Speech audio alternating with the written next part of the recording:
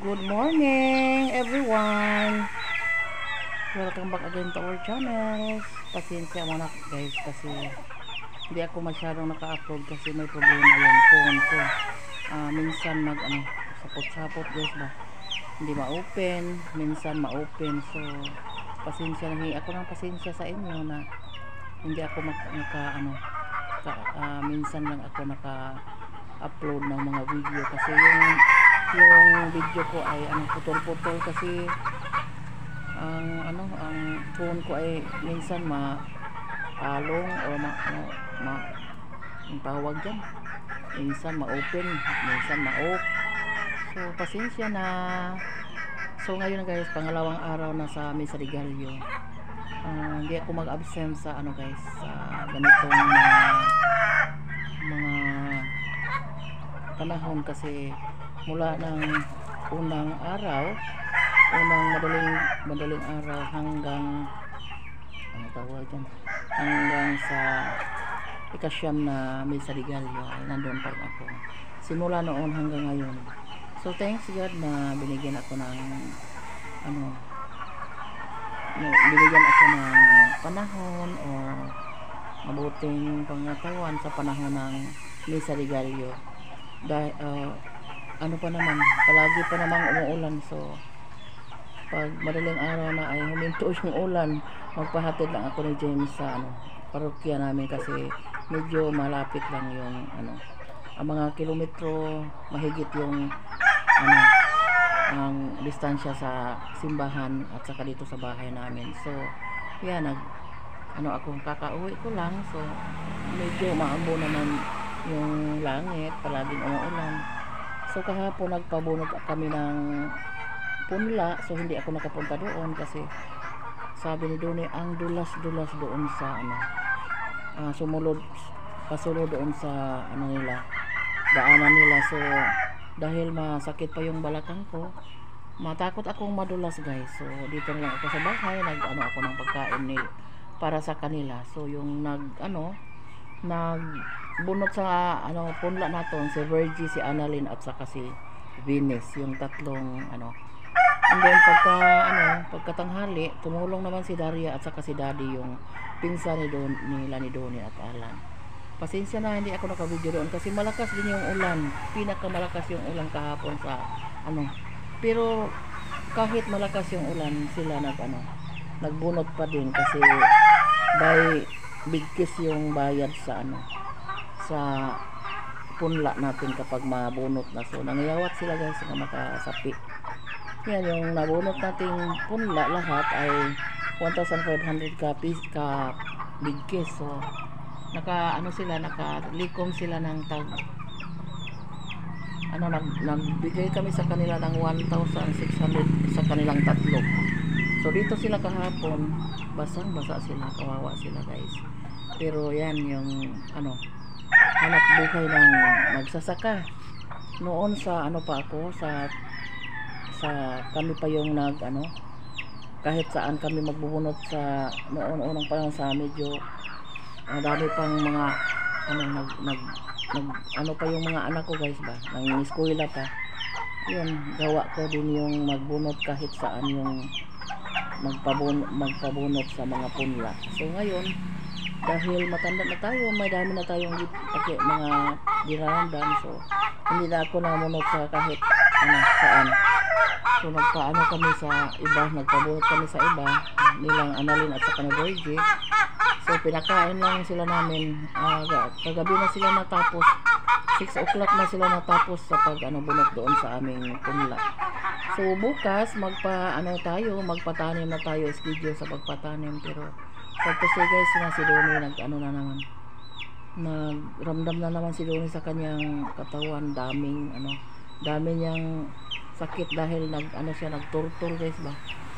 Yan, natandog naman yung katawan niya sa pagtrabaho, sa pag-operate ng namin turtle makina. So yan, ngayon wala si Doni nakapunta sa palayan kasi hindi magalaw yung kanyang balikat, masakit daw. Sampol ka kasi Malina. Yan si Doni guys, naparso. na parsos doon eh, hindi nakapunta sa hindi nakapunta sa palayan ngayon kasi, aba, wala ba mga tangtang ba? Nilagyan pa ko naman ng guys, dako ng Gimalina. Meron naman siyang gamot na ininom, yung gamot namin sa Cebu, pero sabi niya, wala daw alibyo or yung balikat niya ay nag-x-ray, pero walang nakita sa x-ray sa kanyang walang nakitang resulta sa kanyang x-ray. Pero ngayon masakit daw yung balikat at saka niya, ang tawag niyang lughan. So hindi siya nakapunta sa kasi panugnaw daw siya guys. Ayan guys, good morning. Salamat sa Diyos na maliwanag na yung araw guys, init na. Matuyo na yung ating mga nilabhan ngayon. Kasi 3 araw na hindi pa na tuyo. Laging basa kasi bugso yung ulan. Walang nagpakitang init 3 araw. So sa ngayon tayo, ngayon yung schedule sa pagpapatanim natin guys. Hindi ako nakapunta doon kasi dito lang ako nagluto kasi ang ang dulas daw yung daanan doon, maputik. Sabi ni doon yung tura namin nandun lang sa eskina, di nakapasok doon sa sa kanila. Pero naisipan ko na lang na dito na lang ako magluto, yung mga tao na lang dito ay papuntahin ni Donnie dito sa bahay. Kasi kung ako pa yung magpunta doon, magdala ng mga gamit para pangluto, magdala ng bigas, magdala ng mga gamit sa pangluluto, magdala doon. Kasi si Los nagpatanim din ngayon. Nagpapatanim din sila ni Alan ngayon sa kanilang palayan. So naikog ko guys. Pero yun, magluto na tayo ng yung lulutuin ko ngayon guys ay magtinulang isda na lang ako, bangos, at saka magluto tayo ng bihon.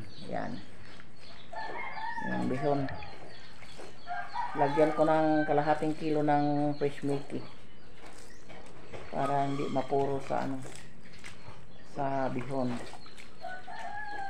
Sahugan natin ng konting manok. Ito guys, 1/4 lang yung kalahating kilo lang yung manok na inano ko. Isahog ko.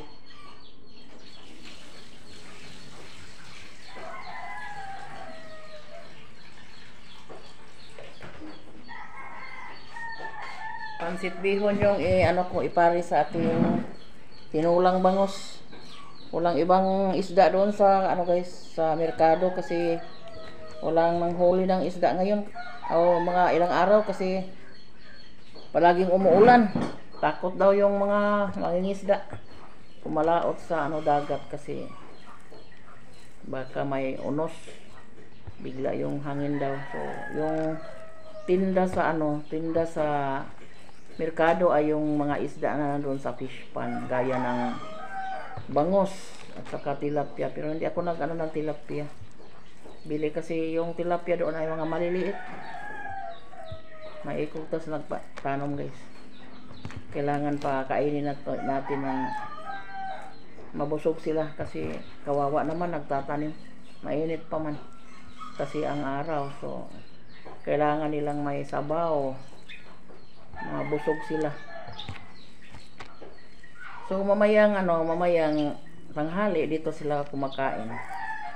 Pasensya na guys kapag baka ako, hindi ko matakot magpunta doon kasi masakit yung balakang ko guys, takot akong madulas. So mag-utos na lang siguro ako ni Donnie pag kasi si Donnie pilit yung nagpunta doon kasi kailangan mag-manage sa mga tao na yung distansya ng distansya ng pagtanim kasi may mga tao na guys ba, hindi masyadong sa pagtanim. Ilinya Si Alan kasi yung inutusan ni Donnie sa paglinya sa ano ating palayan. So kailangan nandun si Donnie for supervise lang. And then magbigay ng punla sa mga taong magtanim. So yun na lang yung ginawa ni Donnie at saka si James. Buti na lang hindi na operate ang makina kasi doon siya na mahirapan sa ni sugmat agyang sakit sa likod pag nag-tractor siya. So yan, magluto tayo kasi baka karating na sila dito. Tapos na ako nagsaing guys, ang kanin. Na lang ako magluto ng pansit bihon at saka magsabaw ng isda na bangos. Doon tayo magluto sa ating dirty kitchen natin kasi walang ulan. Maaliwalas tayo magluto doon kapag walang ulan kasi pag umuulan mahirapan tayo basa. Dininig ng panalangin ng Panginoon ng yung prayer ko na sana di mag-ulan time na magpapatanim kami kasi mahirapan ako sa pagluto guys. Yung kahoy natin mababasa sa patak ng ulan. Buti na lang, praise God, na init na ngayon. Hindi ako mahirapan sa hindi na ako mahirapan sa pagluto kasi hindi na ako mabasa. Hindi pa tayo nakabili ng guys, kanang gas kasi inuuna natin yung ating gasto sa pagpapatanim kasi pag magpatanim, yun yung problema sa mga magsasaka dito kapag walang financing. Pero mayroon kaming nilaan para sa basak sa ating palayan, pero guys, yung sa gas natin hindi pa tayo nakabudget na yung ating pangtanim. So ang kwarta guys, igo-igo ra kasya lang yung pera natin sa pagpapatanim, kasya lang sa pang suhol sa mga tao sa pabunot ng punla sa pagpapatanim, and then bili ng ulam para sa kanilang pagkain. So na lang ako ng kahoy guys para makaluto tayo dito sa labas. Yan, i-mix natin yung ating fresh Mickey. Tapos ko na ito hinugasan guys. Mix natin. Parang hindi tayo mahirapan doon sa kawali natin. Kasi mainit yung apoy.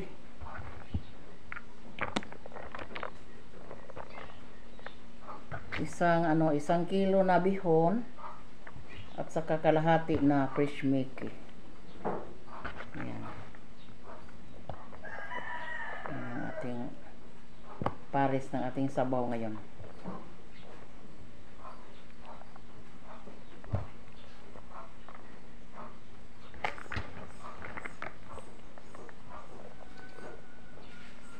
Kain na yung mga nanamay natin guys. Silang Alan daw nagpatanong pod. Duha ra makakatawag ilang tanong. Gamay ra man putong ila.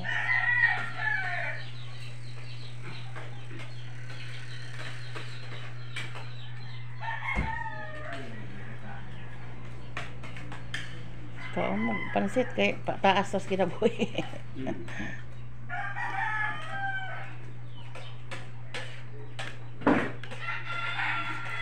Inyong gidugol-dugol ang kuan, ang tanom.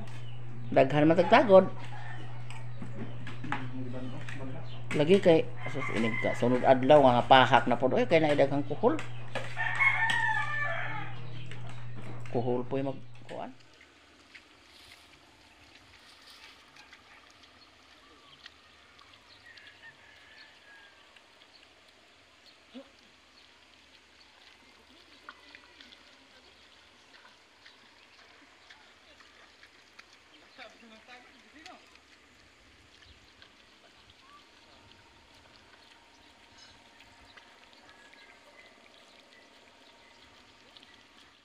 Sa wakas guys na tapos na yung ating patanim. Medyo sayo pa na tapos. Bandang alas 3 ay natapos na sila sa tanim.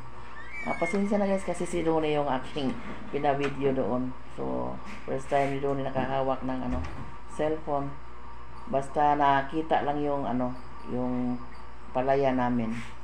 So, maraming salamat sa mga suporta ninyo sa pagtanaw, sa mga viewers natin dyan, sa mga secret viewers. God bless! Bye!